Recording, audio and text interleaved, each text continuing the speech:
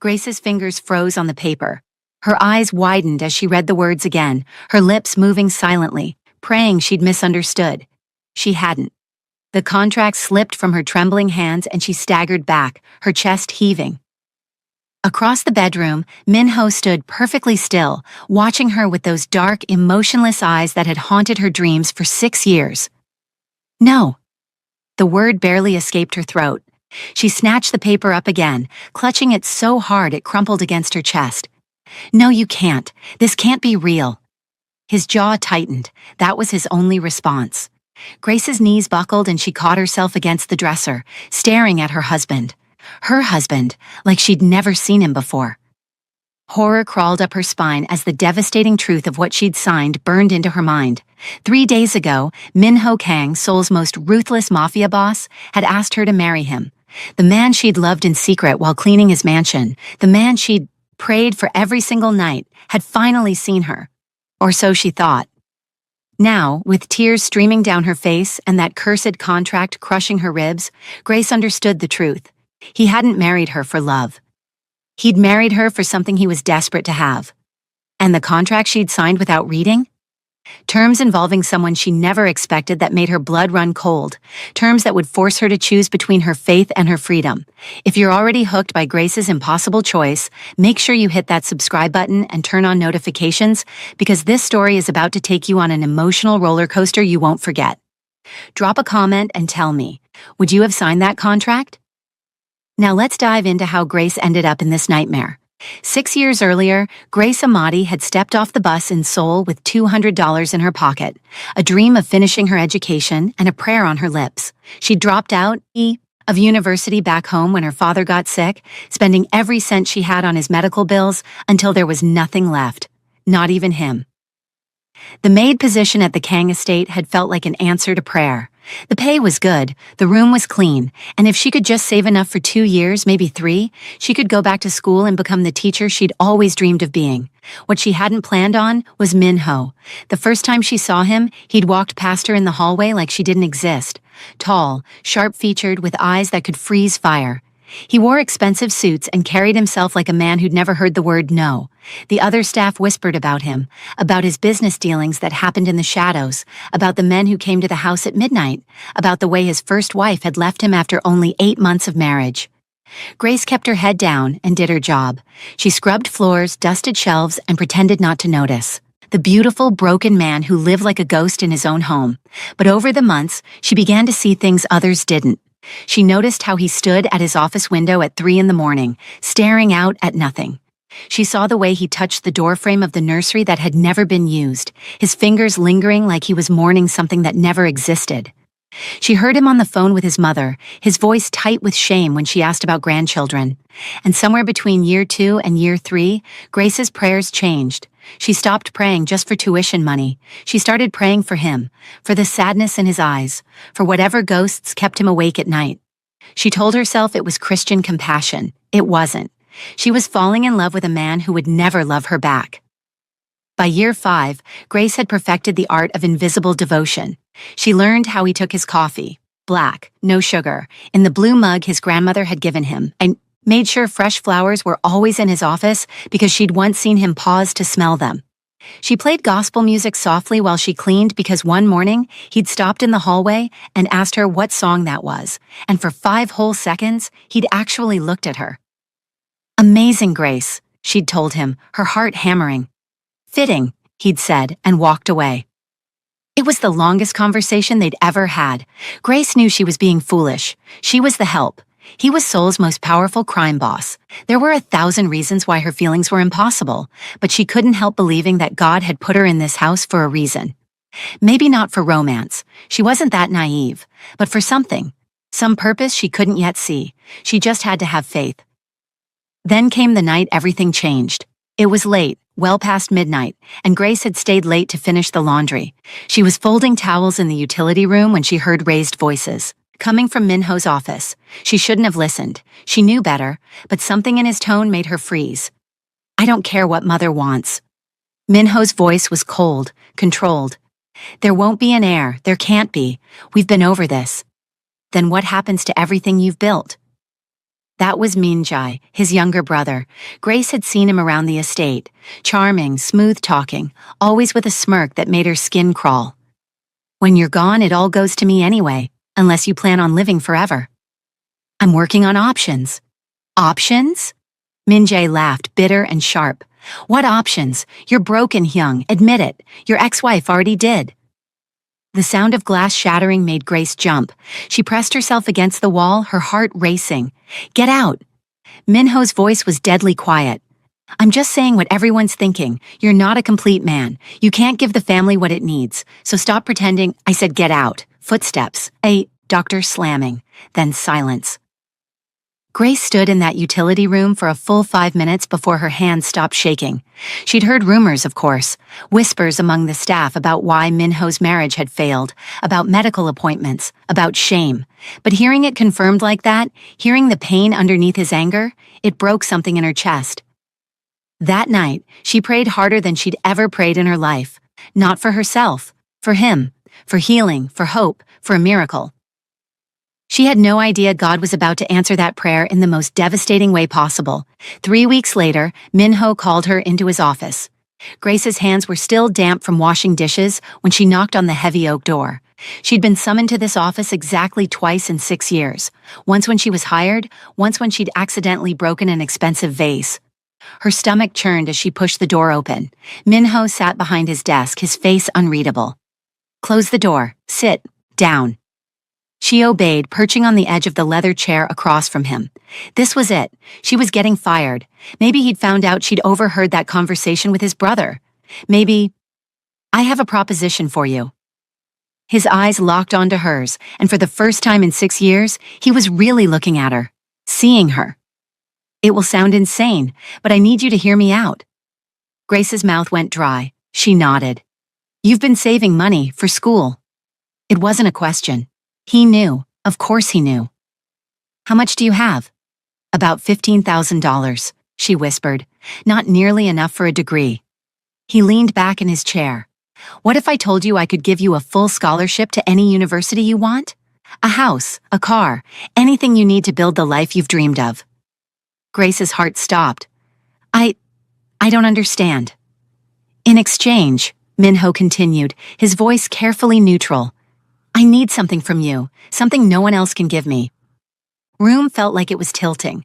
Grace gripped the armrests of her chair. I need you to marry me. He said it like he was discussing a business merger. And I need you to give me an heir. The world went silent. Grace stared at him, certain she'd misheard. What? I'm offering you marriage, a contract marriage. You'll have everything you've ever wanted. All I ask is that you give me a child to carry on my name. Grace's mind was spinning. This couldn't be real. Men like Minho didn't propose to their maids. They didn't offer impossible dreams wrapped up in...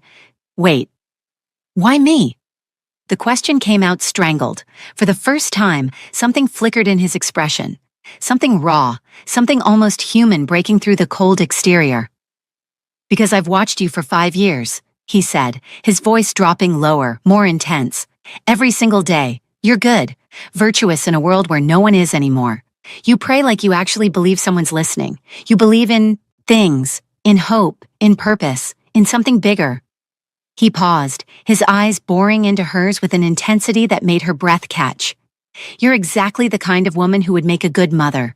The kind who wouldn't abandon a child just because of how it came to be. The kind who would raise them right, give them what they need. His jaw tightened, and for a moment, vulnerability flashed across his face. The kind of mother who could give my heir a real chance at being better than me. Tears burned in Grace's eyes, but she didn't know if they were from joy or confusion or the sheer insanity of this moment. There's a contract, he continued, sliding a thick folder across the desk. It outlines everything. Read it carefully. Take your time. If you agree, we'll proceed. Grace's hands shook as she reached for the folder. Her entire body felt like it was vibrating. The man she'd loved for years was asking her to marry him. It didn't matter that it was a business arrangement. It didn't matter that he didn't love her back. God was giving her a chance, a miracle. I don't need time, she heard herself say. Yes, I'll do it. Minho's eyebrows rose slightly. You haven't read the contract. I don't need to. Grace met his eyes, her faith burning bright through her fear. I trust you. Something dark passed over his face, there and gone so quickly she almost missed it. Then sign here. He pushed a pen toward her. Grace signed her name on the dotted line, her hand steady despite the tears now streaming down her face. She was going to marry Min-ho Kang. She was going to be his wife. Maybe, just maybe, he would learn to love her. Maybe this was God's plan all along. The wedding happened 3 days later. No guests, no celebration. Just a quiet civil ceremony with 2 witnesses Min-ho had hired. Grace wore a simple white dress she'd bought from a department store. Min-ho wore one of his usual black suits. When the officiant pronounced them husband and wife, Min-ho didn't kiss her. He simply nodded, signed the papers, and told her to move her things into the East Wing bedroom. Not his bedroom, a separate one. Grace told herself it was fine. They barely knew each other as anything other than employer and employee. These things took time. She'd be patient. She'd pray. She'd trust God's timing. For 3 days, she floated through the mansion in a daze. She was Mrs. Kang now. The title felt surreal every time one of the staff used it. She waited for Min-ho to call for her, to talk to her, to acknowledge that their relationship had changed. He didn't. On the 3rd night, alone in her beautiful new bedroom that felt more like a prison than a gift, Grace finally opened the contract folder she'd been too emotional to read before signing. Her hands trembled as she flipped through the pages. Legal jargon, financial terms, property rights. Everything seemed standard until she reached page 17, clause 17, provision for heir. Grace's breath caught as she read the words once, twice, 3 times, praying she was misunderstanding. She wasn't. The paper slipped from her trembling hands and she staggered back, her chest heaving. Across the bedroom, Min-ho stood perfectly still. When had he come in, watching her with those dark, emotionless eyes that had haunted her dreams for 6 years? No. The word barely escaped her throat. She snatched the paper up again, clutching it so hard it crumpled against her chest. No, you can't. This can't be real. His jaw tightened. That was his only response. Grace's knees buckled and she caught herself against the dresser, staring at her husband. Her husband, like she'd never seen him before. Horror crawled up her spine as the devastating truth of what she'd signed burned into her mind. The contract stated it clearly, in cold legal language that made her stomach turn. Min-ho was medically unable to father children. Therefore, to fulfill the terms of their agreement and produce an heir to the Kang name, Grace would be required to conceive a child with Min-ho's brother, Min-jae, who shared his bloodline. The child would be raised as Min-ho's legitimate heir. Min-jae would have no parental rights, and Grace would have no choice. It was all there, legally binding, already signed. You lied to me. Grace's voice cracked. You said you needed me to give you an heir. You never said... She couldn't even finish the sentence. I didn't lie. Min-ho's voice was flat. I do need you to give me an heir. The method was outlined in the contract. The contract you knew I wouldn't read. She hurled the papers at him. They scattered across the floor between them. You tricked me. I gave you an opportunity. You chose not to take your time reviewing it. His face remained impassive, but his hands had curled into fists at his sides. The agreement is legally binding. Grace pressed her hand to her mouth, bile rising in her throat. I won't do it. I can't. I'm a Christian. I'm a virgin. I can't just... The words dissolved into sobs. The contract allows for no dissolution of marriage, Min-ho said quietly. Divorce is not an option. Then I'll run. Grace backed toward the door. I'll leave. You can't force me to... Where will you go? He didn't move, but his voice stopped her cold. Back home with nothing? You signed a contract, Grace? If you break it, you'll owe me significant financial penalties. You don't have that kind of money. She was trapped, legally, financially, completely trapped. Grace sank to the floor, her whole body shaking with sobs. This was supposed to be an answer to prayer. This was supposed to be her miracle. Instead, she'd walked straight into a nightmare. Why? She choked out. Why would you do this to me? For a long moment, Min-ho didn't answer. When he finally spoke, his voice was softer than she'd ever heard it. Because I'm desperate. Because my family's legacy dies with me if I don't produce an heir. Because I thought... He stopped. I thought you'd understand. That your faith would make you willing to do what needed to be done. My faith? Grace's laugh was bitter and broken. My faith tells me this is wrong, that what you're asking me to do is a sin, that I'd rather die than you won't die. Minho turned away, his shoulders rigid. You'll adjust. Minjae will come tomorrow to discuss the logistics. No. Grace scrambled to her feet, desperation making her bold. Please, please, there has to be another way. We could adopt, we could… The heir must be blood. His voice was final. That's non-negotiable. Then let me go. Tears streamed down her face. Please, I'll sign anything. I'll give back everything. Just let me go. Minho's hand rested on the doorknob, his back still to her. For a moment, she thought she saw his shoulders sag, saw some crack in his armor. But when he spoke, his voice was ice. No, you signed a contract. You'll fulfill it. He left, closing the door behind him with a soft click that sounded like a prison lock. Grace collapsed onto the bed and cried until she had nothing left. Are you feeling Grace's pain right now? Because this story gets even more intense. If you're invested in seeing how she fights her way out of this nightmare, smash that like button and drop a comment telling me what you'd do in her position. Would you fight back or give up? Let me know below. The next morning, Grace woke up with swollen eyes and a hollow ache in her chest.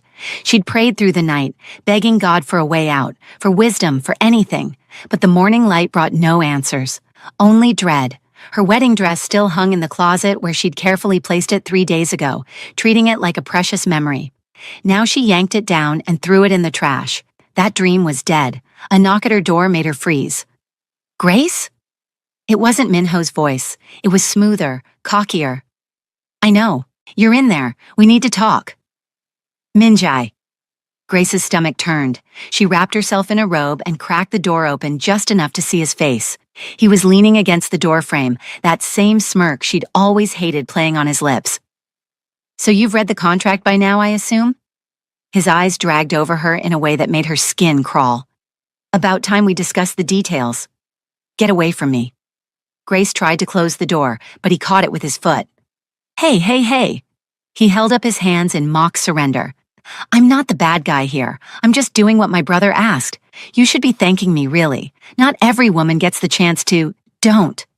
Grace's voice shook with rage. Don't you dare finish that sentence. Minjae's smirk widened.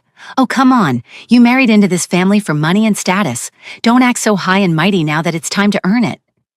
I married your brother because I… She stopped herself, but not before Minjae's eyes lit up with understanding. Oh, this is rich. He laughed, cruel and delighted.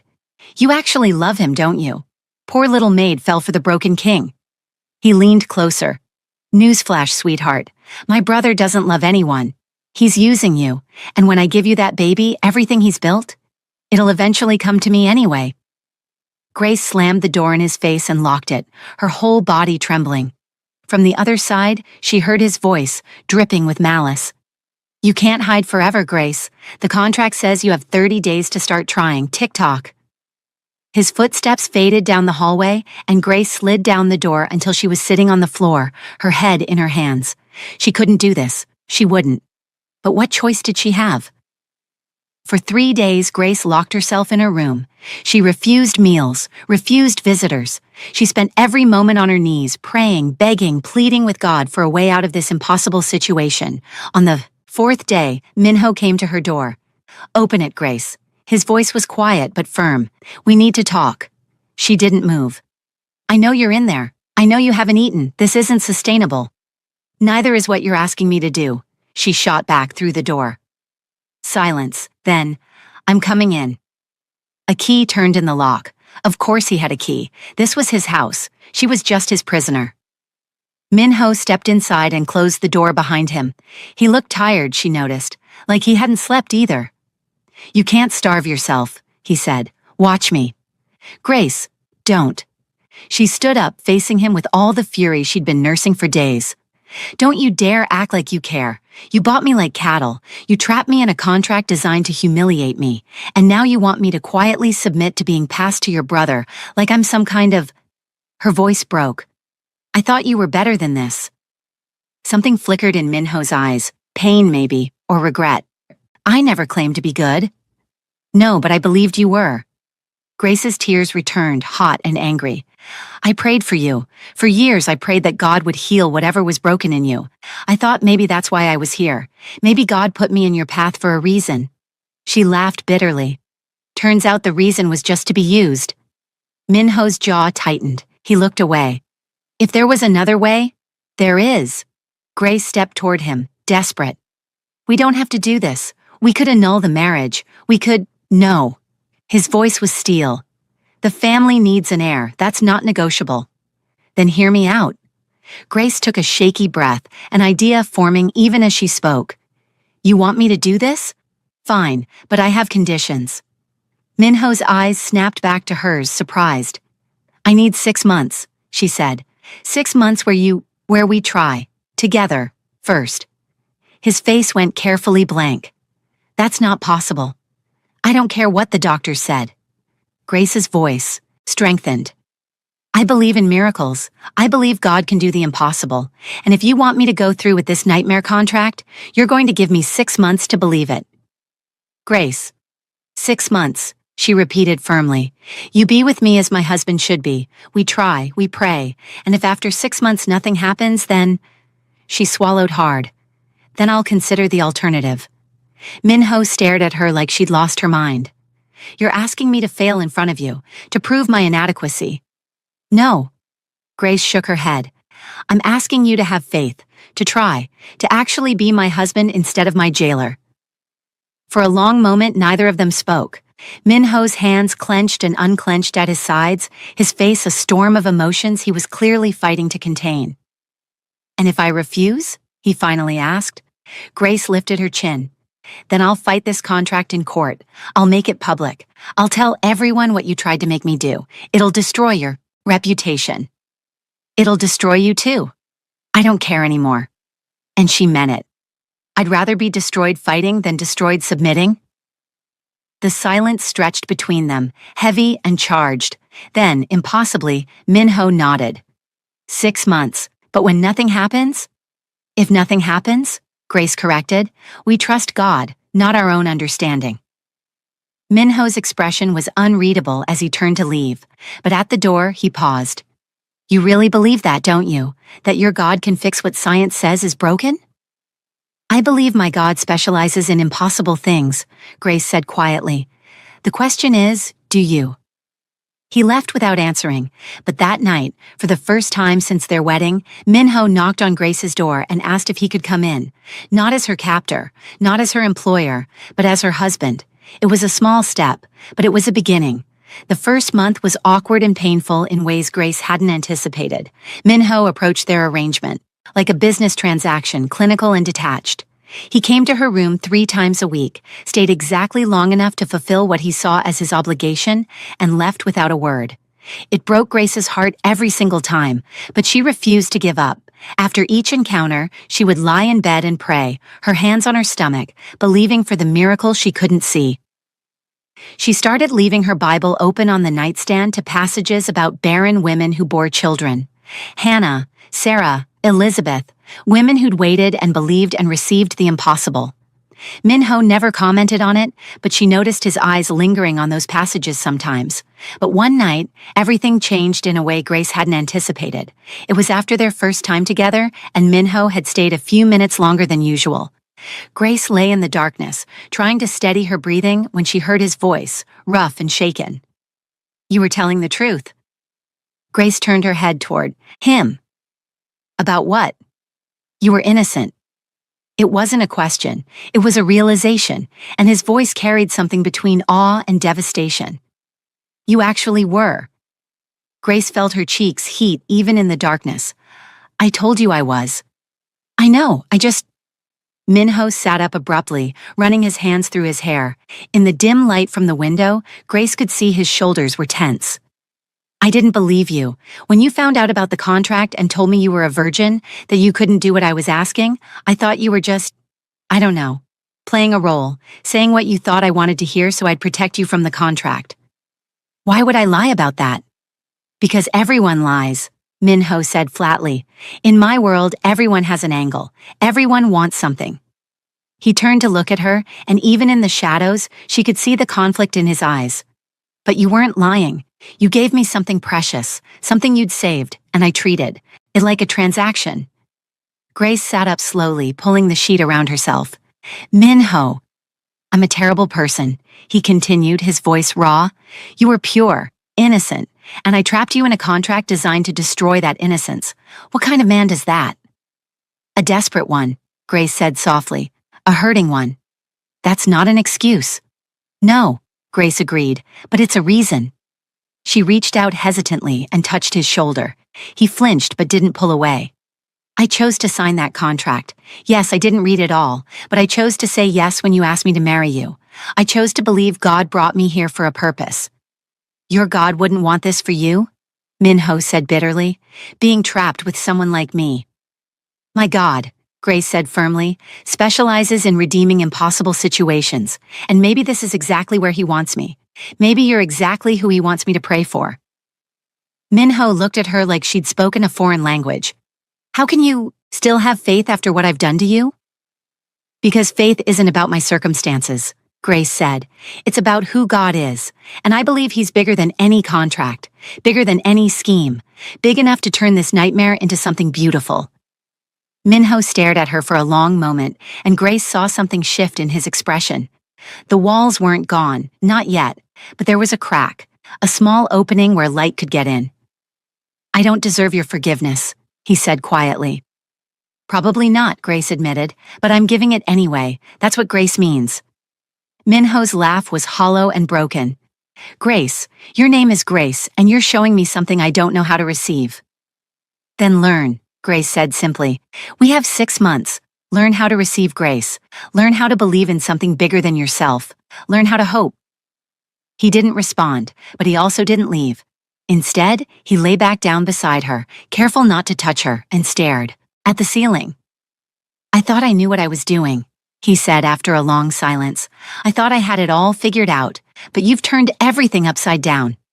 Good, Grace whispered. Maybe it needed to be turned upside down.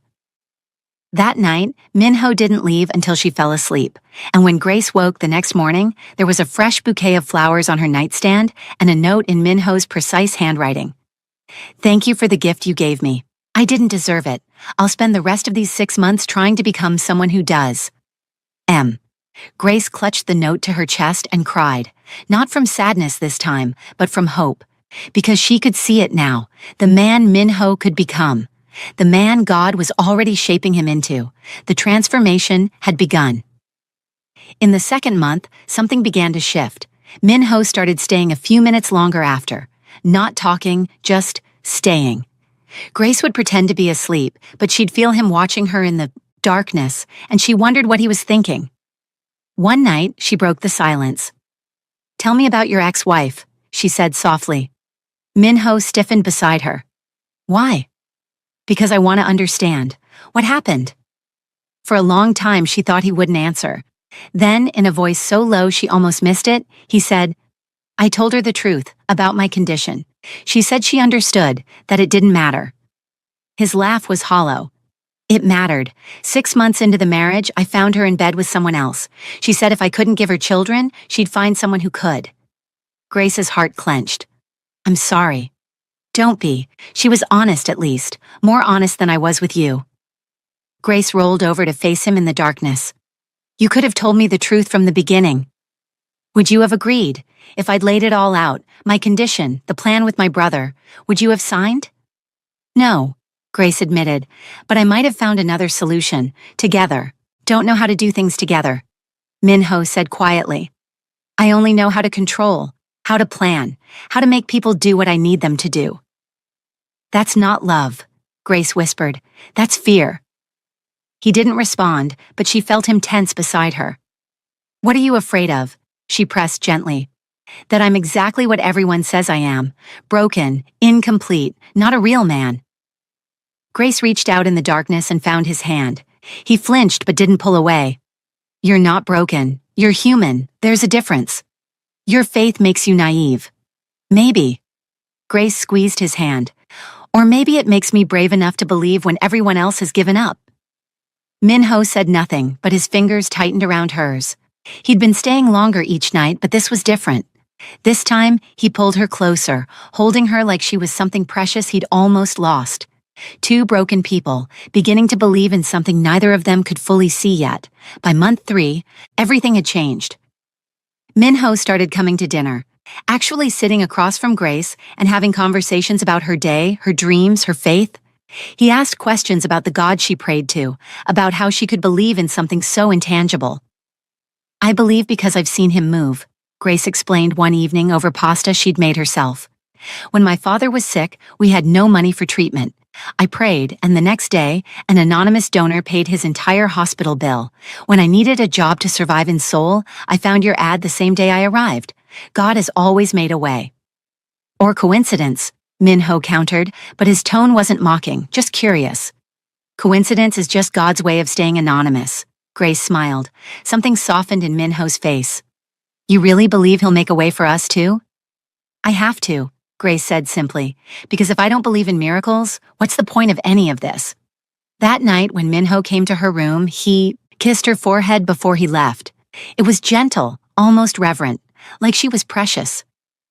Grace cried after he left, but this time they were tears of hope. The 4th month brought a crisis Grace hadn't anticipated. Min-jae cornered her in the hallway one afternoon, his patience clearly worn thin. 4 months, he hissed, backing her against the wall. 4 months of my brother playing house with you, and nothing to show for it. This is ridiculous.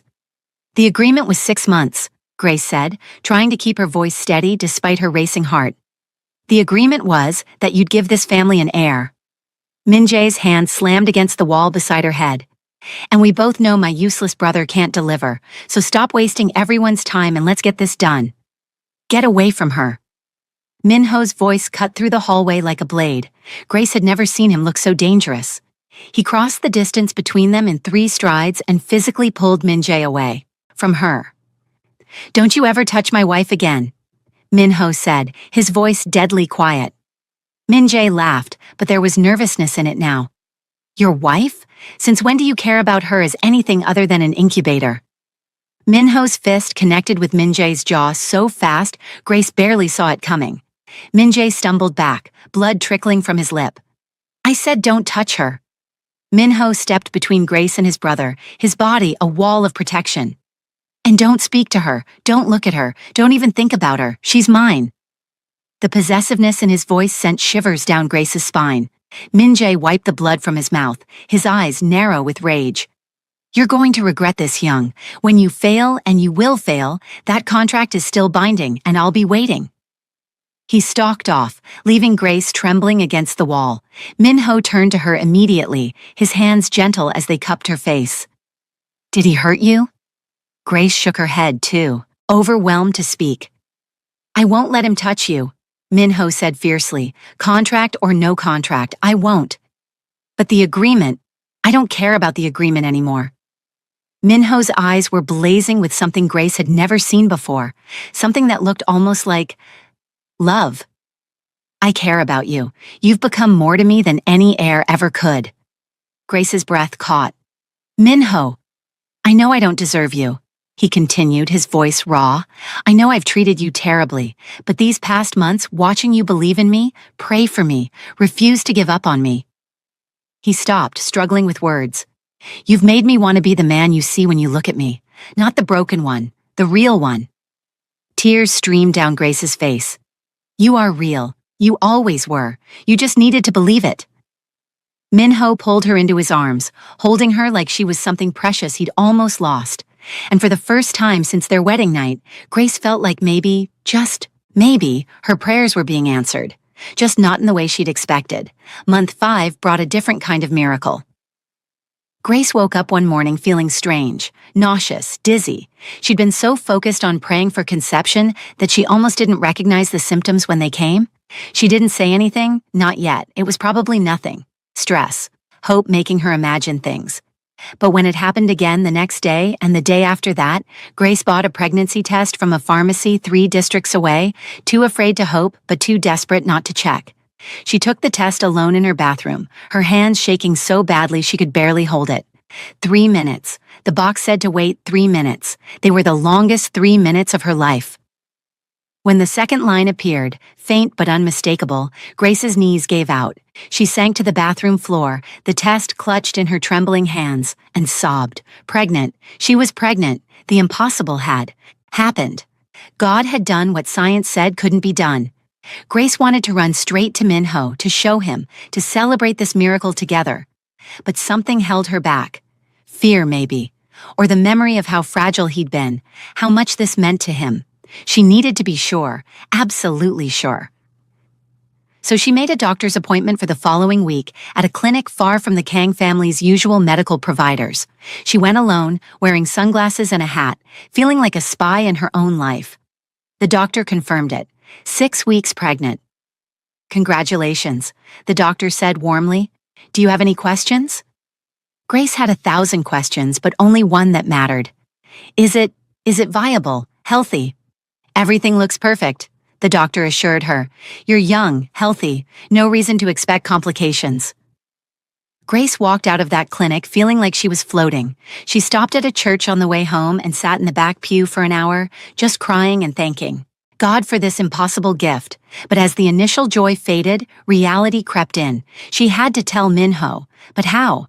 After everything he'd been through, all the shame and pain and medical confirmations that he couldn't father children, how was she supposed to tell him that somehow, impossibly, he had? Would he even believe her? Or would he assume the worst, that she'd been unfaithful, that the child was someone else's? Grace prayed for wisdom all the way home. That evening, she asked Minho to meet her in the garden. It was where she felt closest to God, surrounded by the flowers and trees that testified to the Creator's power to bring life from nothing. Minho found her sitting on the stone bench by the fountain, her hands folded in her lap, her heart hammering in her chest. You wanted to talk? He sat beside her, concern creasing his brow. Are you okay? You've seemed distant lately. Grace took a deep breath. This was it. I have something to tell you, and I need you to listen, with an open mind and an open heart. His expression grew wary. Okay. 5 months ago, I made you a promise. Grace began. I said I believed God could do the impossible, that I wanted 6 months to trust him for a miracle. She turned to face him fully. Minho, I'm pregnant. The color drained from his face. For a long moment, he just stared at her, his expression unreadable. That's not possible, he finally said, his voice hollow. I have the test results. Grace pulled the folded papers from her pocket. From a doctor. It's confirmed. I'm 6 weeks along. Minho took the papers with shaking hands. He read them once, twice, 3 times. His breathing was getting faster, more ragged. This can't be mine, he said, and the words landed like a knife in Grace's chest. It is yours, she said firmly. I haven't been with anyone else. I couldn't. But the doctors said, the doctors were wrong. Grace reached for his hand, but he pulled away. Minho, look at me. This is our miracle. This is what I've been praying for, what we've been hoping for. Or you've been lying to me this whole time? Minho stood abruptly, his face a mask of pain and suspicion, his voice rising with each word. Maybe you and Minjai finally, maybe he wore you down with his constant harassment. Maybe you gave in just to make it stop, to end the pressure, and now you're trying to pass his child off as mine. He paced away from her, his hands shaking. Maybe this whole miracle story is just a convenient cover for what really happened. Maybe you've been playing me this entire time. Don't. Grace shot to her feet, fury blazing through her hurt. Don't you dare accuse me of that. I have never, not once, been with your brother. I told you I'm a virgin. I was a virgin until you, only you. Then how do you explain this? He shook the papers at her. How do you explain a pregnancy that medically shouldn't exist? I explain it with faith. Grace's voice rose. I explain it with prayer. I explain it with the God you've spent 5 months watching me believe in. Tears streamed down her face. You said I made you want to believe. You said I made you want to be better. Was that all a lie? Because the second God answers my prayers, you assume I'm the liar? Minho's face crumpled. He sank back onto the bench, his head in his hands. I don't know what to believe anymore. Grace sat beside him, her anger melting into compassion. She understood. This was bigger than facts or faith. This was about a man who'd been told his entire adult life that he was broken, being confronted with evidence that maybe he wasn't. I know this is scary, she said softly. I know it doesn't make sense, but Minho, when has God ever made sense? When has faith ever been about what we can see or prove? She took his hand, and this time he didn't pull away. I'm asking you to take a leap, to believe that maybe, just maybe, the impossible happened. That your brokenness wasn't the end of your story. Minho looked at her, his eyes red and haunted. What if you're wrong? What if the child isn't mine and I let myself hope? Then we'll deal with it together, Grace said. But Minho, deep in your heart, do you really think I would betray you like this? After everything? He stared at her for a long moment. Then slowly, he shook his head. No, I don't. Then trust me, Grace whispered. Trust God. Trust that this is real. Minho pulled her into his arms and held on like she was the only solid thing in a world that had suddenly stopped making sense. Grace felt his shoulders shake and realized he was crying. Actually crying. I want to believe, he choked out. I want this to be real so badly. It is real, Grace promised, holding him just as tightly. We're going to have a baby, our baby. And there in that garden, surrounded by the evidence of God's creative power, Minho finally let himself hope. If you're crying, right now, you're not alone. This story is hitting different, isn't it? Before we continue to the beautiful conclusion, do me a favor. Hit that subscribe button if you haven't already, and drop a comment telling me what you think happens next. Does Min-jae accept defeat? Does the pregnancy go smoothly? Let me know your predictions. The next few weeks were a whirlwind of doctor's appointments, prenatal vitamins, and Minho's almost comical overprotectiveness. He insisted Grace stop working entirely. He hired a nutritionist. He read pregnancy books late into the night. And he smiled, actually smiled. Grace hadn't even known he was capable of such genuine joy, but their happiness didn't go unnoticed. Min-jae watched from the shadows, his rage growing with each passing day. The maid had actually gotten pregnant. His supposedly sterile brother had somehow produced an heir, which meant Min-jae's claim to the inheritance was slipping away. He couldn't let that happen. One afternoon, while Minho was away on business, Min-jae cornered Grace in the library. Congratulations, he said, his voice dripping with false sweetness. I heard the good news. Grace's hand instinctively went to her stomach, protective. Stay away from me, Min-jae. Oh, I'm not here to hurt you. He circled her slowly like a predator. I'm just here to ask a question. Are you sure that baby is Minho's? Get out. Because if there's even a chance it's not... Min-jae's smile was vicious. Well, that changes everything, doesn't it?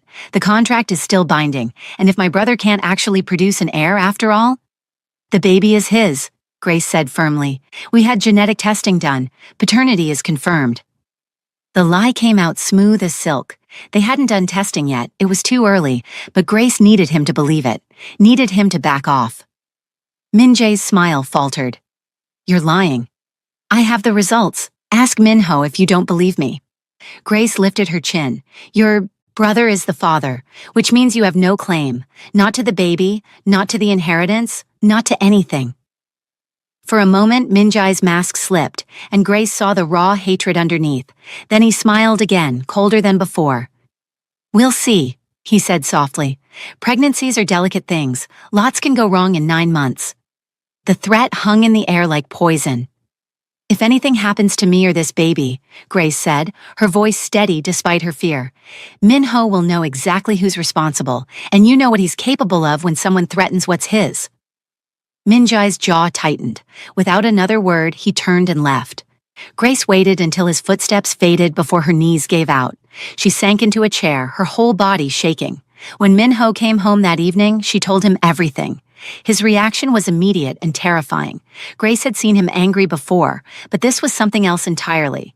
This was the Mafia boss everyone feared, the man who'd built an empire on ruthlessness and control. I'll kill him, Minho said flatly. I'll actually kill him. No. Grace grabbed his arm. That's exactly what he wants. To provoke you. To make you do something that destroys you. He threatened you.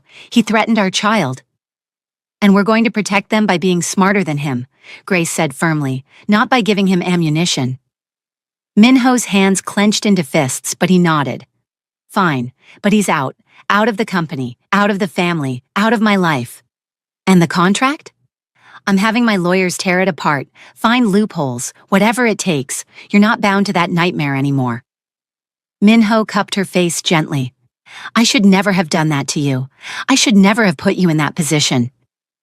You were desperate, Grace said softly. You didn't know there was another way. You showed me another way. Minho's thumb brushed away a tear she hadn't realized was falling. You showed me faith, hope, love. He paused. I love you, Grace. I should have said it sooner, but I love you. And not because you're carrying my child, because of who you are, because you saw something worth saving in me when I'd given up on myself. Grace's heart soared. I love you too. I've loved you for so long. Their kiss was gentle, reverent, a promise of the future they were building together. The months that followed weren't easy. Minjai fought the contract dissolution viciously, trying every legal maneuver his lawyers could find. But Minho's lawyers were better, and more importantly, Grace's pregnancy was progressing beautifully, proving beyond doubt that Minho's condition had been either misdiagnosed or somehow healed. The tabloids had a field day when the news broke. Seoul's most notorious mafia boss was going to be a father. The speculation was endless, but inside the Kang mansion, there was peace. Grace's belly grew round and beautiful. Minho talked to the baby every night, his hand on her stomach, his voice soft with wonder. They turned the unused nursery into something bright and warm and full of hope. And Grace prayed.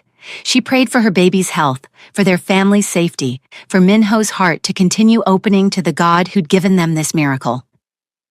On a cold February morning, 7 months after that contract had nearly destroyed everything, Grace went into labor.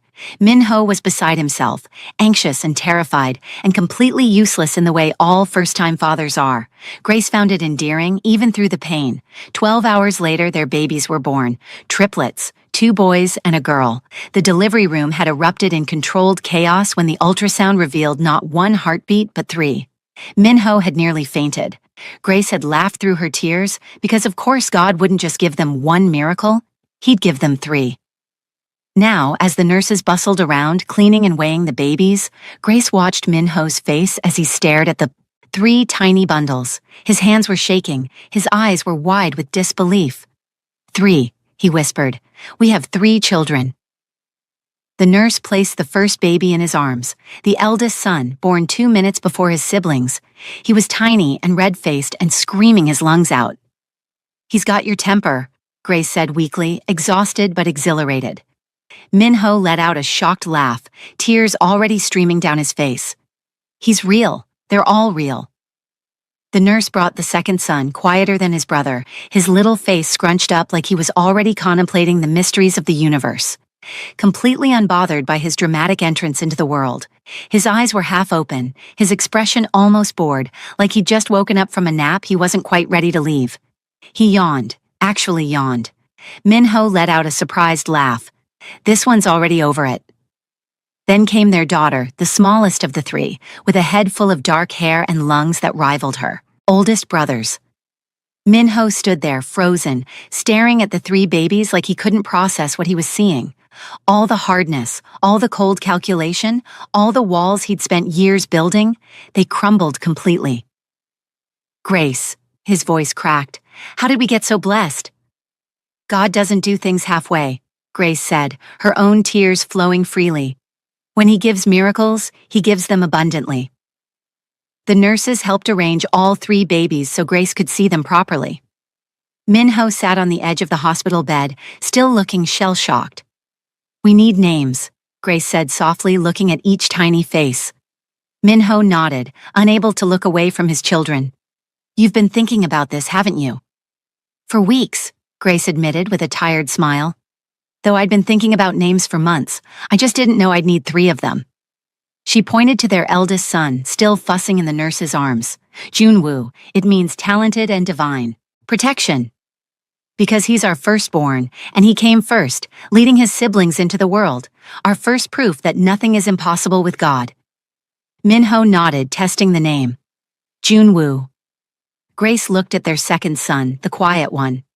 Shiwoo. It means divine intervention and excellence, because his existence is exactly that, divine intervention. Junwoo and Shiwoo, Minho repeated, his voice thick with emotion. And our daughter? Grace gazed at their tiny girl, the smallest miracle of all. Minseo Ife. Minseo means calm and auspicious, and Ife means love in Yoruba, because she completes us. She's our peace after the storm, and the love that binds this family together. Junwoo, Shiwoo, and Minseo. Ife, Minho said, looking at each baby in turn. Then he looked at Grace, and the smile that broke across his face was the most beautiful thing she'd ever seen. Our family. The door opened suddenly, and Grace's heart clenched as Min-jae walked in. But, before she could protest, Min-ho stood, instinctively placing himself between his brother and his family. "You're not welcome here," Min-ho said coldly, but Min-jae wasn't looking at Min-ho. He was staring at the three babies, his face pale with shock. "Triplets," he breathed. "You had triplets." Min-ho's jaw tightened, his protective stance unwavering. Min-jae took a step closer, and for the first time since Grace had known him, there was no smirk, no mockery, no cruelty, just raw, overwhelming defeat. "They all look like you," Min-jae said quietly, his voice hollow. "Like father did, like our family." He swallowed hard. 3 perfect heirs, 3 miracles.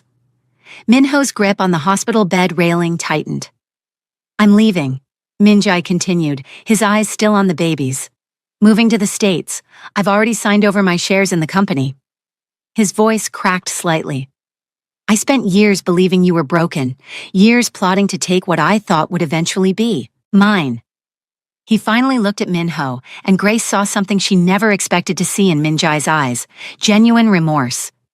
"But you were never broken. I was the broken one." Grace watched her husband's face, saw the conflict there, the anger, the hurt, but also something else, something that looked like pity. "I'm sorry," Min-jae said, his voice barely above a whisper. "For everything, for how I treated Grace, for the contract, for believing the worst about you when I should have believed in you." His eyes met Grace's briefly. "You deserved better than what I put you through. Both of you did." It wasn't enough. It would never be enough to make up for the terror he'd put her through, the way he'd harassed her, the nightmare of that contract. But it was something. It was acknowledgement. It was truth. "Goodbye, Hyung," Min-jae said softly. "Congratulations on your beautiful family." And then he was gone. The room fell silent except for the soft sounds of the babies. Minho stood still for a long moment, processing what had just happened. "Forgiveness is a process," Grace said gently, reading the question in his eyes. "We don't have to rush it." Minho nodded, relief washing over his face. He came back to her side, looking down at their 3 children with wonder. 3, he said again, shaking his head. "The doctor said I couldn't have one, and God gave us 3. "He's showing off," Grace said with a tired laugh, making absolutely sure no one ever doubts his power again. Minho carefully picked up little Minseo, cradling her against his chest. Junwoo and Shiwoo were sleeping now in their bassinets, exhausted from their dramatic entrance into the world. "I don't know how to be a father," Minho admitted quietly, staring at his daughter's tiny face. "Especially to 3. What if I mess this up?" "Then we'll mess it up together," Grace said. "And we'll pray for wisdom, and we'll love them with everything we have. That's all we can do." Minho leaned down and kissed Grace's forehead, then looked at their sleeping sons and the daughter in his arms. "I love you," he said. "I don't say it enough, but I love you more than I ever thought I could love anyone. You took a broken man who'd given up on himself and showed me that God hadn't given up on me." "God never gives up on anyone," Grace whispered.